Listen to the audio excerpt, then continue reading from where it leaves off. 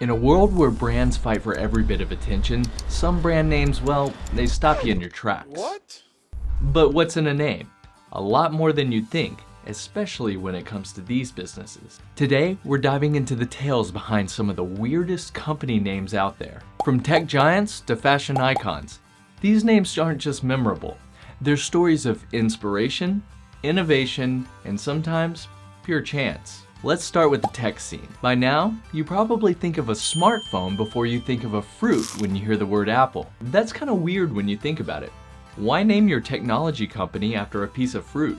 Well, Steve Jobs wanted something fun, spirited, and not intimidating. After all, what's less intimidating than an apple? Plus, it put them ahead of Atari in the phone book listings of the time. And then there's Google. It doesn't seem weird now, but the name is actually based on the misspelling of the word Google, which is a filler term for 10 to the 100th power. That's 1 followed by 100 zeros. Anyway, they use the word to signify the endless amount of information they aim to organize. And if you grew up with American English, the misspelling kind of works when you think about it. A little bit of trivia knowledge for you. Did you know Google's original name was Backrub? It was named for its analysis of the web's backlinks.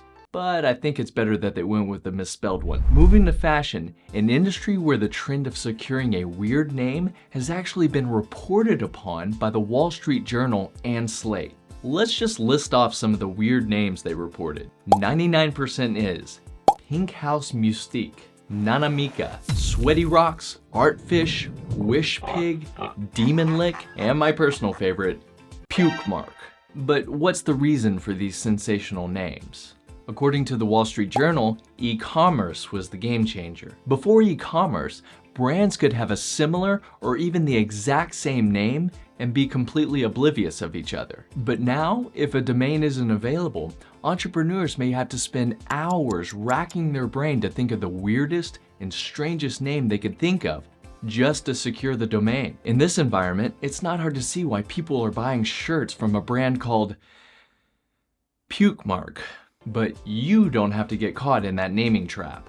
Use our AI-powered business name generator to come up with thousands of potential names, including ones like Demon Lick. Hey, if that's your brand, we're not gonna knock it. And then we'll help you find a logo and trademark the name so no one else can use it. One would think food isn't an area where you want to stray into the weird and strange. But after hearing the stories of a couple of industry titans, you may think it could work for you too. Let's just say in the food industry, names can be quite flavorful. Take Pepsi for instance. The now famous soda was originally named Brad's Drink after its founder, Caleb Bradham. While it's okay to name a product after yourself, sometimes you need it to pop a little more. So in 1898, he renamed his now famous cola to Pepsi Cola because it was advertised to relieve dyspepsia, another term for indigestion. That went with the straightforward branding style of the era. But in modern times, and with their decades of cool, funky advertisements, the concept of dyspepsia doesn't really fit with the brand. And it comes off as kind of strange, huh? But that just goes to show what you can do with an established brand. Or look at Haagen-Dazs, a name that was concocted to sound Danish and sophisticated, even though it was invented in New York. Yes, Haagen-Dazs is an invented, pseudo-Scandinavian name coined by an American, Ruben Mattis. According to the founder, it was a tribute to Denmark's exemplary treatment of the Jewish population during the Second World War, and the product even included an outline map of Denmark on its early product labels. However, the company's pronunciation of the name ignores the diaresis over the letter A. In fact, letters like an umlaut or digraphs like the ZS don't exist in the Danish language. His daughter Doris Hurley said in a 1996 documentary that her dad just sat at the kitchen table saying nonsensical words until he came up with something he liked. The reason he chose this method is so the name would be unique and original. Kinda weird, huh?